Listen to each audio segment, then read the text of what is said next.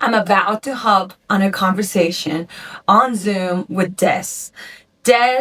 I met him a couple of years ago, and he really nicely said yes to having a conversation with me and teach you everything that he knows about entrepreneurship, business, and obviously he's someone that I admire. He is not only a CEO but an investor, and he run companies like 7-Eleven, IHOP, Coca-Cola, Pepsi, you name it. So I hope you enjoy this episode. The number one question I have for you is, what do you think someone in the entrepreneurship space is doing different? Like they need to do different so they can be different from the rest. What are you trying to solve? What's the problem and what is your solution? What I find most times is people have thought of an idea and then try and find a problem that it solves. It's the wrong way around. We got to think about what is the need that people have that want to buy your product or your service or your idea. I don't believe people wake up and say, oh, do you know what I need in my life? Is another mediocre product. You know, something that's vanilla, that doesn't differentiate, doesn't make you special, better, different, or more unique. So I always think, what is the addressable market? If the market's not big enough, the idea's not big enough. I love the quote that says, when you explore and you push yourself, when you go to the extremes of the frontier of exploration, that's where the biggest risk is, but it's where the biggest reward is. So think about your idea. What are you solving for? Are you solving for a small niche? Or do you really got something that's special? And then when you put your effort into that product, make sure that it is special, that it actually adds value. It's like I always say for founders and entrepreneurs, it's not, I need your brand. It's, I've got a product or a service where I have to have your brand. It's like you get that following that people say, look at Apple. Look at, Amazon, for example. Look at the brands, look at Nike. People don't need to spend double, triple, quadruple the amount. They want to spend it, not because they need to. They want that product enriches their life. So it's always about finding what's the addressable market. Can I make this special, different, more unique? And then how do you market also with thoughtful implementation? 100%. You sound like a very experienced marketer. Well, I have been a CMO, but I like running companies. But I'm a full marketing guy. I love ideas and how to bring them to life. Tell me a little bit of how do you get to become a CEO, an investor, and all of that, and now having your mastermind. I believe in the 1%, right? 1% press. And then it's funny because there's this movie that talks about, it's very famous right now on in the movie theater. And I haven't watched it yet, but it's talking about you can only see your story when you look backwards. When you're in your present, you cannot see how the story is going to unfold. So would you mind sharing with us a little bit of your story on what was your first job? I would love to know, what was your first job? My first job was a newspaper round when I was 9 years old. And my elder brother, Paul, he actually had a newspaper round as well. And, we were very, we didn't come from means. We were in a council area, which is like inner city, very rough. I used to fight to get to school. That's how bad it was with gangs. We didn't have guns, but there was a lot of violence and there's a lot of poverty. And so when I got my newspaper round at 9, I got £1 a week, which is about $1.20. It used to be $2. And that's what I lived on. That's all I had. And I remember being 9 and not being able to even carry my newspaper bag.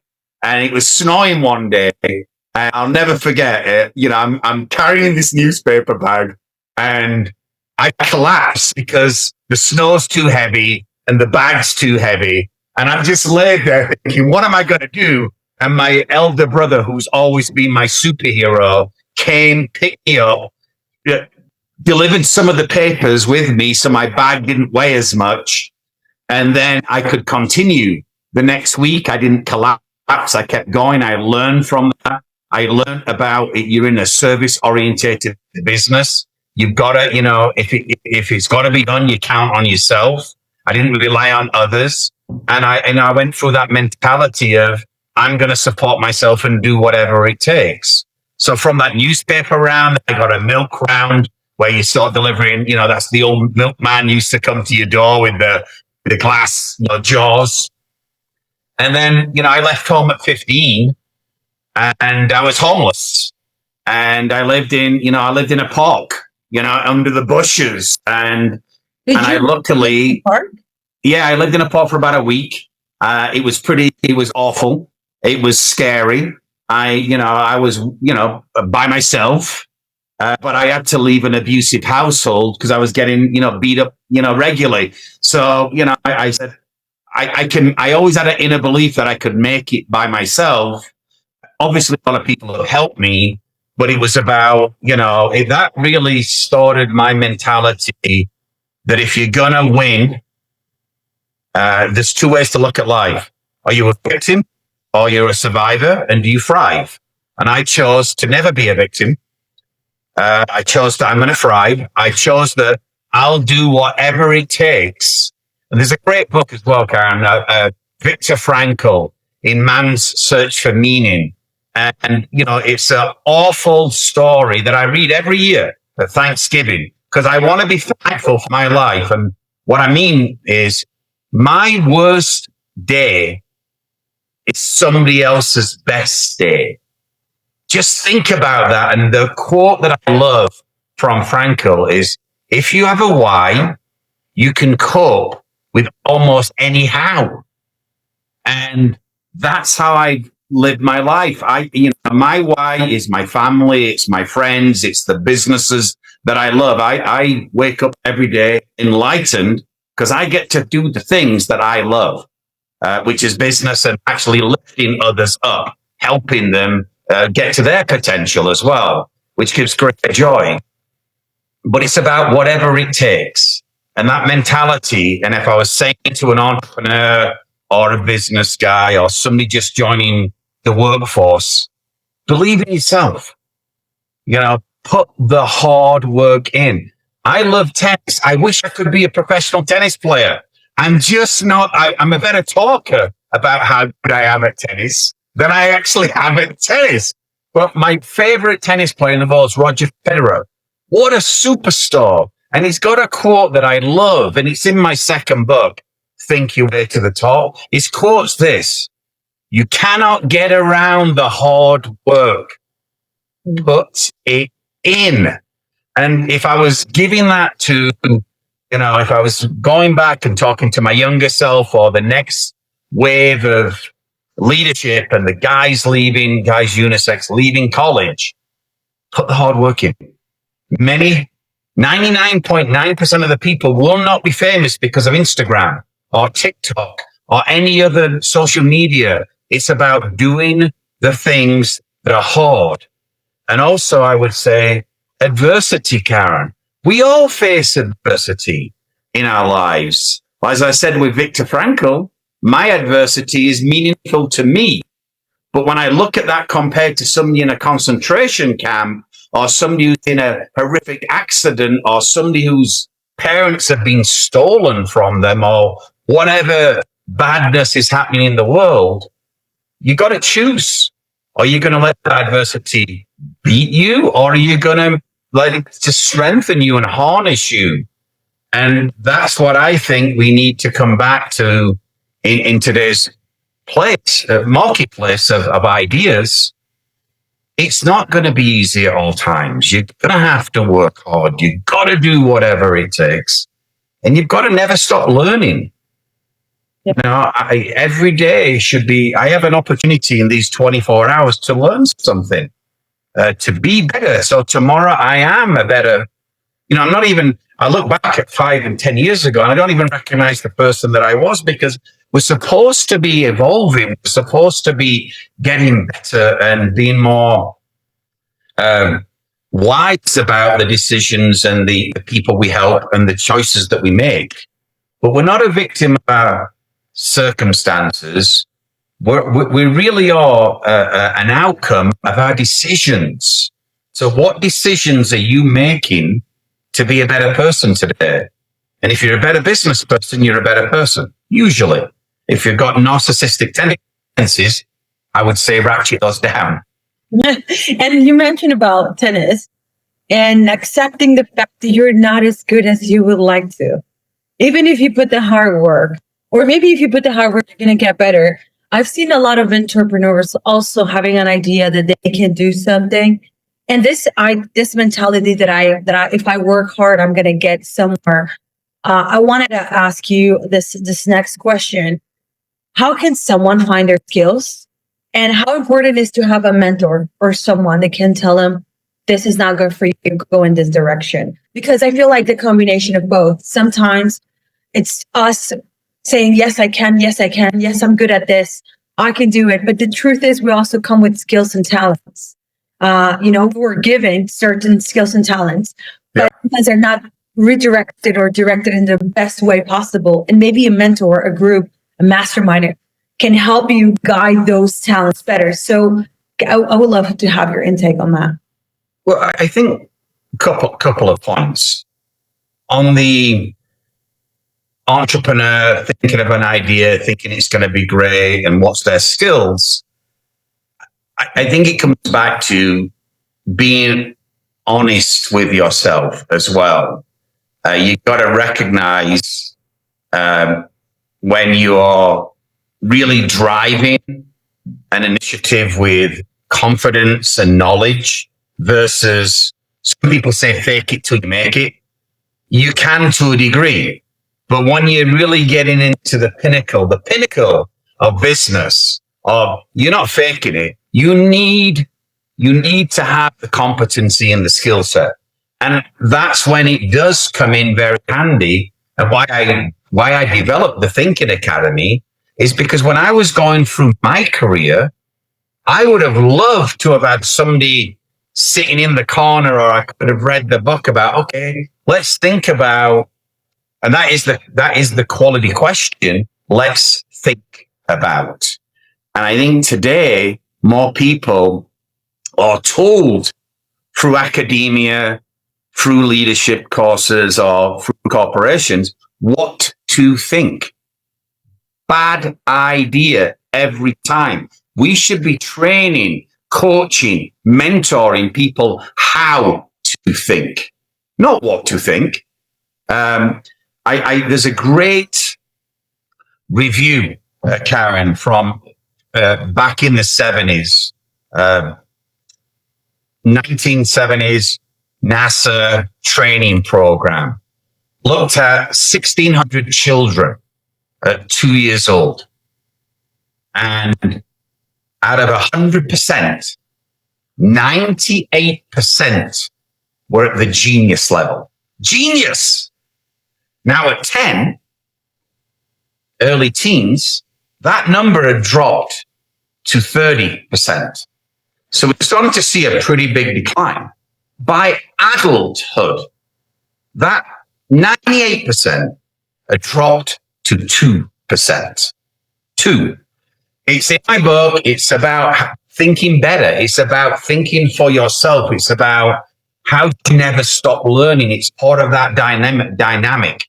And so what we got to ask ourselves is, okay, we had all these ideas. And remember when you were a kid and, yeah, I'm going to go to Mars. I'm going to be a fireman I'm going to be Superwoman. I'm going to be whatever it was. And the system, either our fear for failure is one of the biggest things that I think is massively underserving people. I say fail fast, learn from it and move on. Think it, build it, fix it. So I think it's critically important that when we're an entrepreneur or a business guy with an idea, we've got to challenge our own thinking. We got to make sure that we're looking in the mirror when there's a problem, first and foremost. Look there. When I think about my problems, I start there because usually I've either got a mental block, I've got some prejudice. I'm not thinking right. I'm saying, oh, it's because of that person. I'm not doing this. It's easy to play the blame game, the victim role. And what I think, to your question belatedly, Karen, is I think it's critically important that people can look out there, find mentors who resonate with them.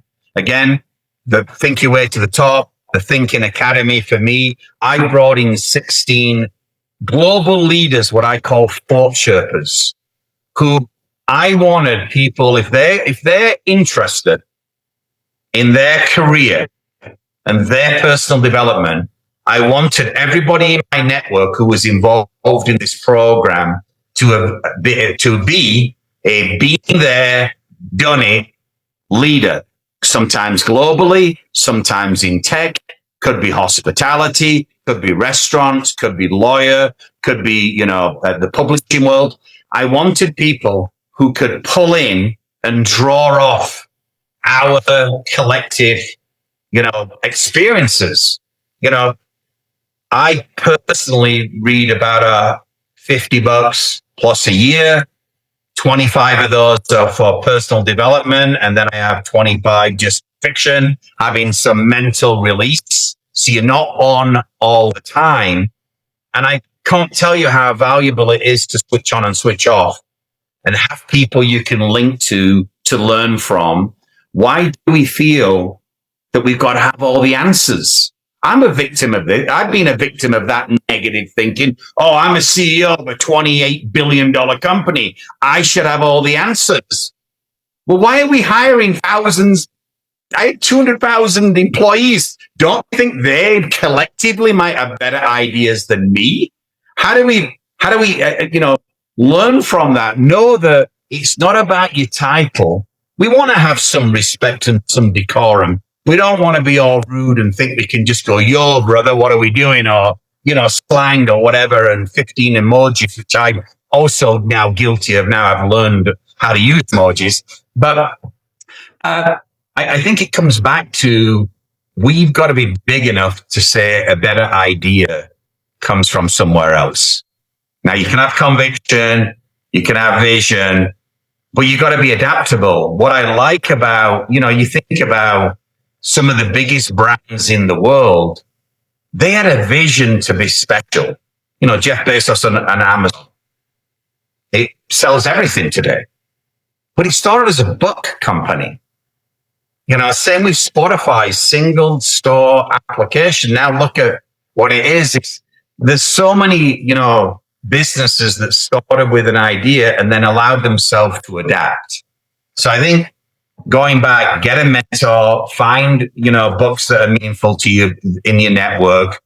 And then, final comment on the importance of educating yourself, and it is yourself.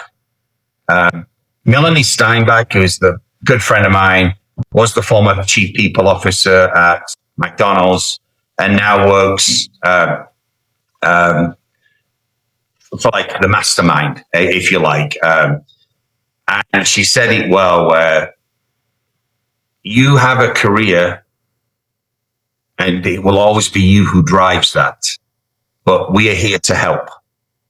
So no company, no individual should ever say to Des or Karen or anybody else, sit down, we're going to get it all done for you. You've got to do the work again.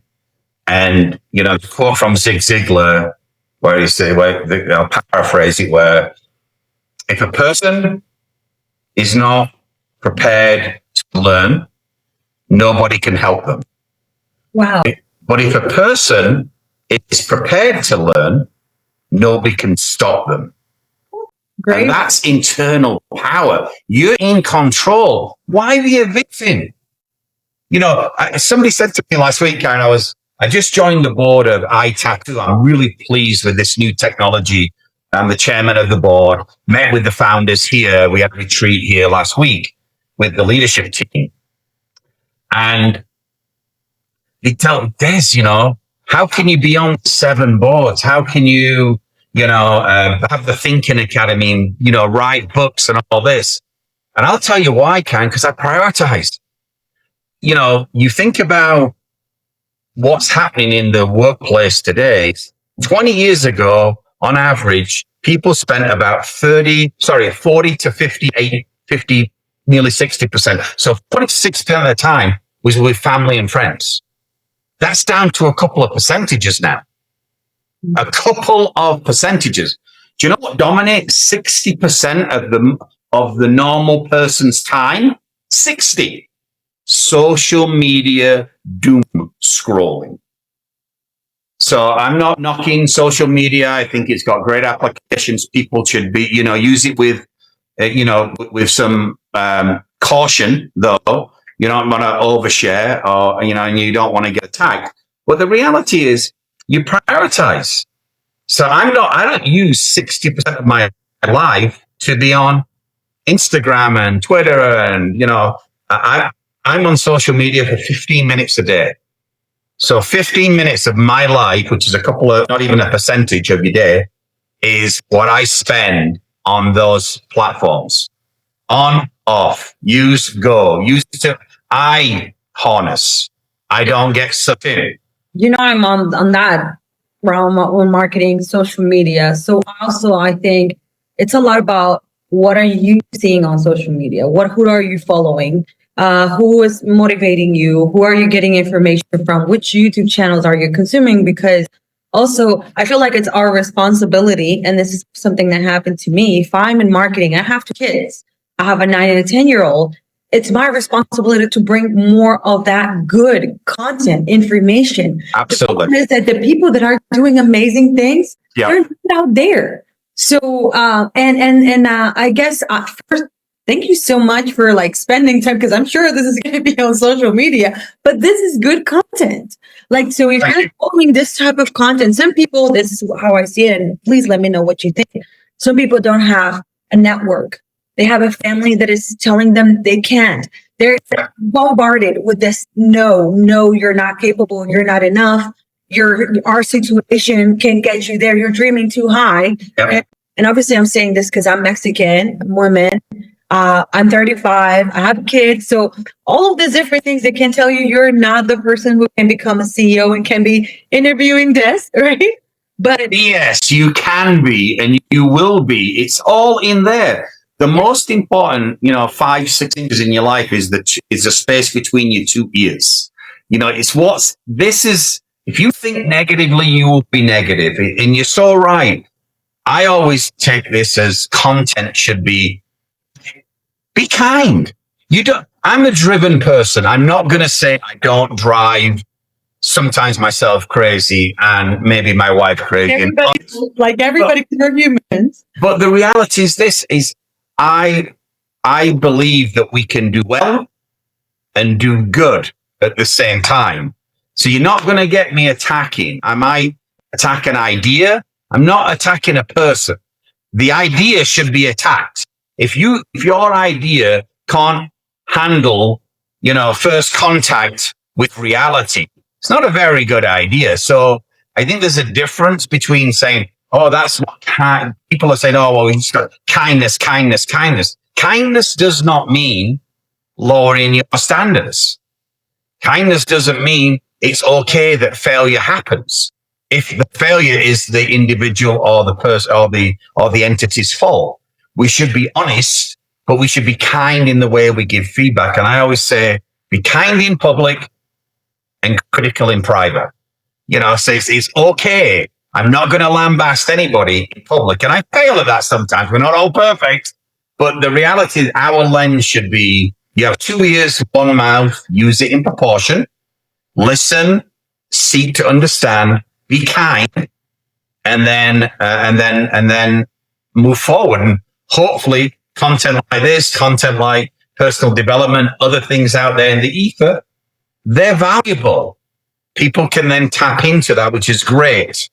But it should never be about just being on social media to be on social media. And another thing I was thinking, you said yes. You say yes a lot. I think that what do you think about this? Entrepreneurs should say more yeses? Or is this the thing about it? Or how do you curate your yeses? How do you decide? Or you should learn how to say no? Like, how can they say when is the right time to say yes? For example, in my case, I know that if something gives me peace, if everything flows, then it's a yes. And it's not just a yes from me, but it's a yes from God, the universe. Yeah. But if how do you decide your yeses? Well, I think it's very important that you have to understand who you are and then what's right for you. So I know there's a school of thought here that it's yes to everything when you're younger. You just want to learn. You want to be a sponge. There's a lot of reasons why you're going to say yes. Get you out of the dorm, get you out of your study hall, whatever. Let's go out and have a night out, have some fun. We'll say yes to that. There's also another school of thought that you have to be very discerning with your yeses. And no becomes a very popular word in those people's vernacular. And I suppose I'm not into the yes or no. I'm into I always think from another angle before I get, my filter's a little bit different. Is like, I only get involved in things that I can add value in. So that's my first yes, no question. Can I add value in this business? Now, if you said to me, hey, Des, I got a great idea. I want you to go into the biochemistry world. I'm out of my lane. It's not for me. No, it's easy. I don't add any value. So that's a hard no, thank you, pass. But if it's, Des, hey, I got an idea and I want you to help commercialize this product that I have a lot of experience in. Well, first of all, I'm interested. It's meant that first I passed the first gate. And then I have to say, how much value can I add? Does my network add value? Do my experiences add value? So those are also yes, no gates. And then I have to determine, have I got time for this? Does it justify my time? And because it's an opportunity cost, I have to take away from something else. So I always measure on, is it in my sweet spot? Can I add value? Do my network and experiences help? And does it justify the investment? And obviously, when you're doing not-for-profit, some of those things do, but I can't be on 10 not-for-profit boards. So again, I have to be very discerning. I have to limit the time. And unfortunately, Karen, I do have to say no a lot. But it's not my default word. My default word is the idea good enough, big enough? And do I like the person? Are they coachable? If the founder's not coachable, why even bother? It's not even worth your time because they're just going to have their own opinion. And I don't want to go around the circle for 20 years and just make a mistake. Like if you make a mistake once, shame on them. Make the mistake twice, shame on you. So I don't like going roundabout with non-coachable people. That also is a big yes, no for me. And at the end of the day, the environment, it's going to determine your day, your life, right? And the success of a company. So I want to, since you were a CEO you're still a CEO, right? Yes. Companies. So teams, we're talking about environment, corporate culture. Yep.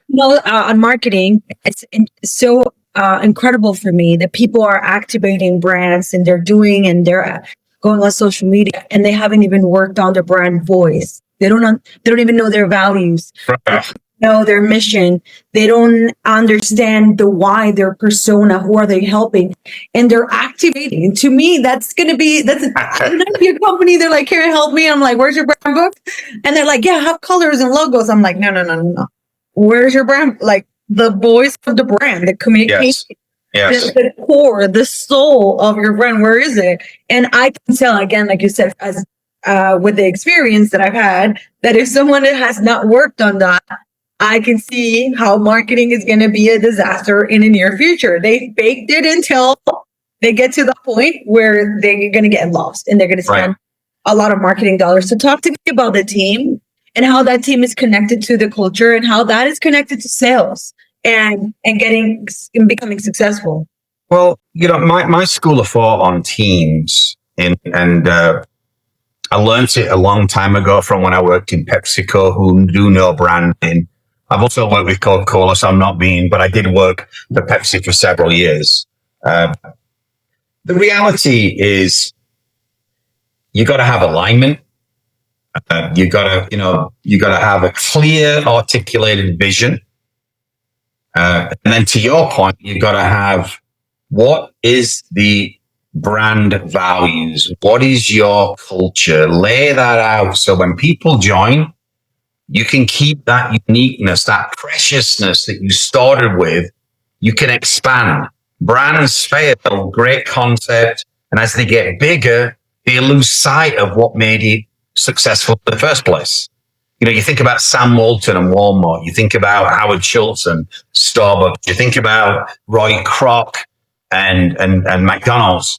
Those brands, you know, Walmart's doing great. Starbucks is struggling, in my humble opinion. Great leader just come in. Wish Brian all the best. I've got a lot of ex-colleagues who work in Starbucks. I'm not bashing any of these brands. And then you look at, you know, companies like McDonald's, and I think, you know, their mission became more about, I've got to have growth. And growth outweighed delivering excellence. So there's always a fine line. So, you know, for me, it's about the brand, getting the core cultural things down. What do you stand for? And then also, what don't you stand for? That's that's like your lungs. You know, you need that. You need the heart pumping. And then you can start thinking about the brand essence as well, because and how do you articulate that? And then what measurables have you got in place to say that you are delivering on those things? So as I started off in my career many, many years ago, I worked on a simple formula, Karen. And this will tell you the importance of teams. So I'm getting back to your question. The number one thing that any business has to have and have the most of is talent. And you don't get talent without being a great place to work and live. Think about it. You're almost spending 50% of your life in an organization. Who wants to work with a curmudgeon? Who wants to work? Oh, it's 9 o'clock. I better discipline somebody. I've always been about, I don't really care how much time you put in, care about the results. And, you know, but saying that, you typically, in my experience, get results by putting the time in. You know, you got to work smart. You got to work hard. And at times you got to, you know, people tell me, Des, you know, is it right to have work-life balance? And you're, you know, as you said, you're 35, you got 2 kids. Congratulations. You got a great business going, Karen. But you know what it's like. Sometimes you get clients with pressing deadlines and you've got to do more in those moments. Now, if that was 24/7, 365, I would say you got a problem. You got a quality problem. You got too much business, but you have to grow. So I always come back to, it's not about work-life balance. It's about life harmony. Sometimes you're putting in 20 hours. Sometimes you'll do 2 hours. You just got to understand you're running a marathon and you can't run it in sprint mode. So as I think about teams, all those things have to be articulated. What's the vision of the company?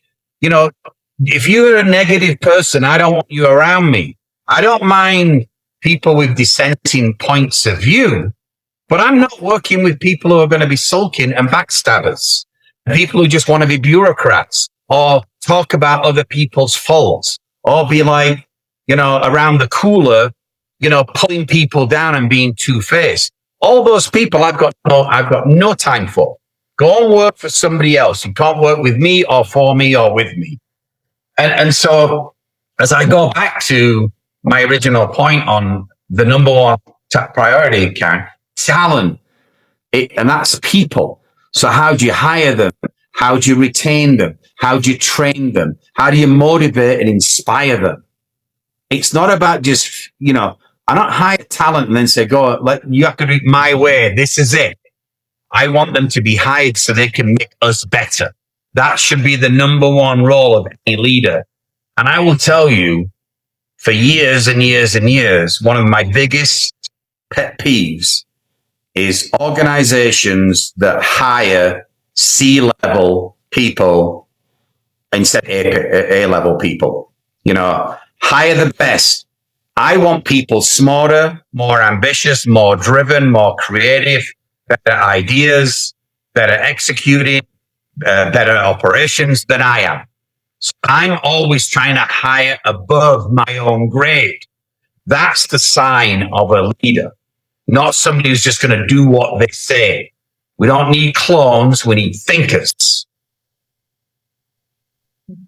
I'm just digesting everything because yes, yesterday we were having a conversation about robots. One of my friends, he just sold one of his robots to Uber, Ali from Surf Robotics. So he had this heated conversation back in Davos in Switzerland with one of my friends about all these jobs that are going to be, they're going to stop having all these delivery people. And I just remember how he was saying, like, talent can never be replaced. So robots will be taking over for very specific tasks. Mm-hmm. Talent won't be able to be replaced at a level of, like you say, human talent. Yeah. So, it's more about not being afraid or scared of what technology can do. But us, we need to level up. Like think our way to the top of it, not like how can we get more knowledge? How can we get more creative? Right. How can we get better? And not because obviously it's not a threat, but it's a reality. And how can we start, instead of being on that victim mentality, embrace it and love it and use it as a tool and as a resource to keep getting better?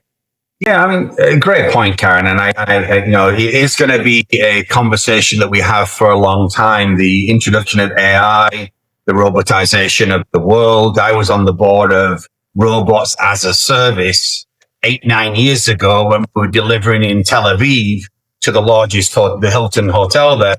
And we had food getting delivered and little robots, rolling down the corridors.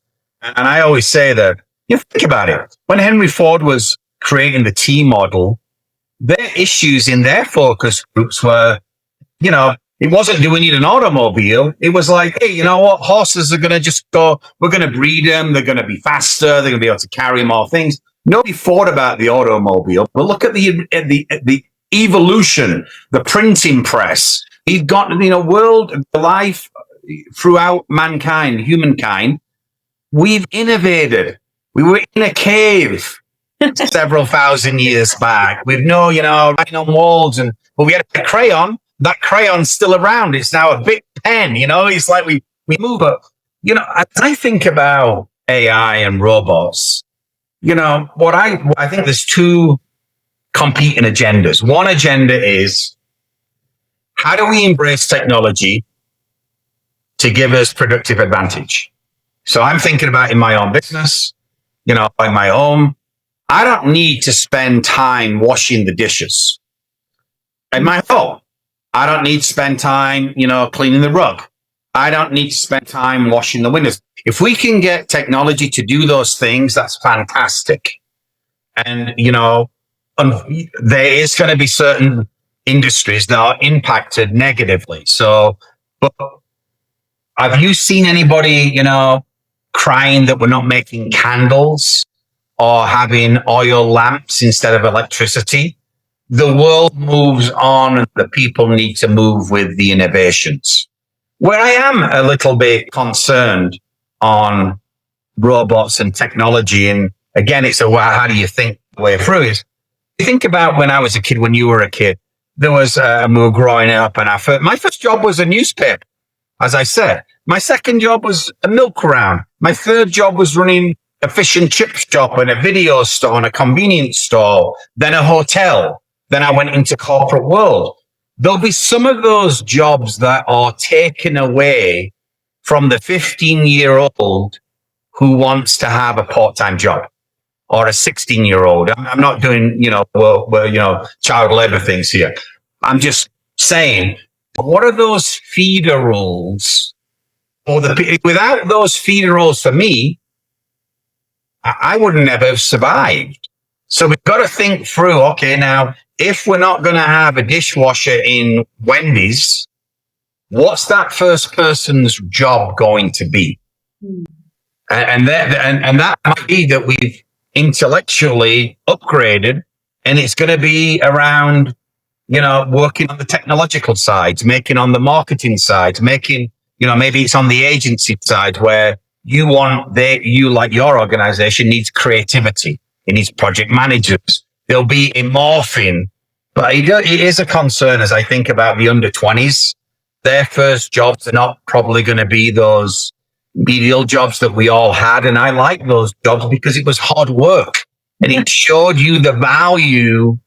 And I remember giving my son, when I was on the board of Fruza, I gave him an internship, and for years he complained. And now he says, Daddy, it was the best thing you ever did.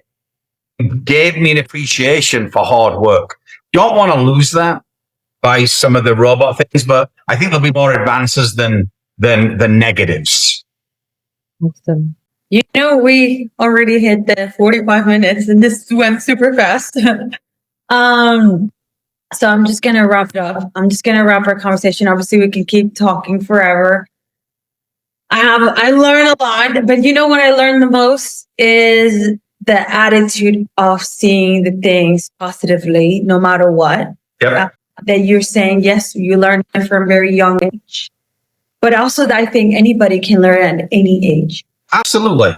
Never stop. It's the mentality. It's your mentality that's going to fix you or hurt you. How you turn up for life. Mm-hmm. I always say, lift others up first, be kind, be driven, and be successful, and then share in that success. I can't tell you it makes me happy to see so many people who had the opportunity to coach and mentor doing great things now. Yeah, and that's your legacy at the end of the day. You're connected to your passion. You found your skills, and now you can share that in your book. So your book is now available. They can find it on Amazon. Where else they can find it if you want to get your book? Barnes & Noble, Amazon, not normal places, deshagbooks.com. You can go direct. Amplify, my publisher, you can go to Amplify as well. But you follow me on LinkedIn, Twitter, or those are the main two that I use. And I hope that people read the book. I hope they learn from the book. I'd love the feedback. And I really, truly hope it does, as the book's title, Think Your Way to the Top, How to Get There and Stay There. That's the thing that I want. It's lasting. It's meaningful. Yes. One of my mentors, he is the one who basically created Cabo San Lucas as a location in Mexico. He's American. And he was saying, there's nothing that can, beat longevity in a business. And it's about leadership. And that is something not very rewarded or seen. Yes, you can start something, can be 2 years, you can get excited about it, but having a company for 20, 25, 100 years, it's another level that we should all be aiming for, not just like the short-term vision of a company. And I think nowadays I see that happening. A lot of people opening and starting without the way that this conversation started, faking it until they make it, right? Yeah. And trying, and the leaders not being responsible for every single situation, problem, success in the company, because being a CEO or being a founder also requires a big power, but it requires a lot of responsibility. No, you're too right, Karen. I know we're stretching time here, but I'll leave you with this last comment. And I'm on the board of Morgan. They are an AI data accounting company to help small businesses that is the backbone of any country, any successful company, I should say. And the stats are startling. 92% 92%, almost 9 out of 10 companies fail within 18 months of starting. They are opened by people who are under 30 years old. And their number one reason for failure, they don't understand the financial constraints and what it is required to commercialize your idea. You can have a great idea, but without the right funding, it's going to fail. And it does 92% of the time. It's the number one critical issue. So it's not just having an idea. It's then having a great mentor, having other people who can help you, but understanding you don't just open the doors and people come in. It's going to take time. You have to have a backup fund. I always say to people, if you haven't got 12 or now in this environment, 36 months of extra income so you can afford to keep your family solvent if things go wrong, that's the same with any downtime. That's a bad problem. You're not setting yourself up to mitigate the ups and downs of life. And that's the number one issue with business today. 92% fail through lack of understanding the financials that they need to drive their business. That was amazing. Thank you for sharing. I'm shocked. And I know it's not easy, but not everybody, I said this 2 days ago to a group of friends, and I said, not being an entrepreneur is a roller coaster. Not everybody likes to be in a roller coaster. They prefer the carousel. Yeah. And having a business is definitely an extreme sport and not for everybody. And it's not something you should be taking lightly because it's a big responsibility. But if you're already in it and if you find the right systems, people, and the right technology now, then you probably have a successful business that is going to last hopefully 20, 50, 100 years, just like L'Oreal. It's over. Right. So I would tell you now, one of the things that every business leader needs to really think about and hone in on, in 1929, the average Fortune 500 company had a lifespan of 75 years. 75. Last year, the average Fortune 500 company had a lifespan of 14 years. 1-4. And it's the inability to adapt.